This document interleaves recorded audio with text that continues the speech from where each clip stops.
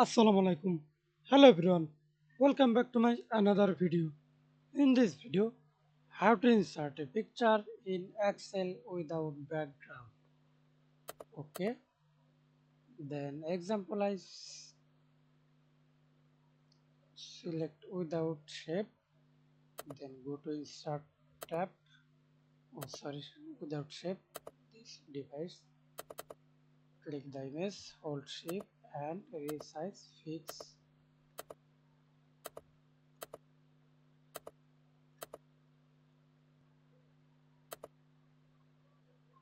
And you can see this remove background. Then click here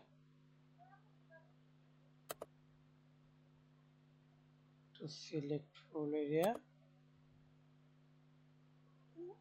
Okay, then you can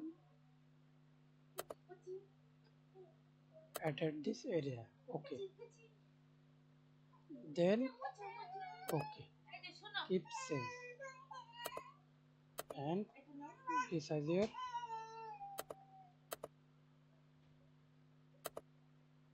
Thanks for watching video. Please subscribe to my channel, like, comment, share. Thank you. And click the image, select the border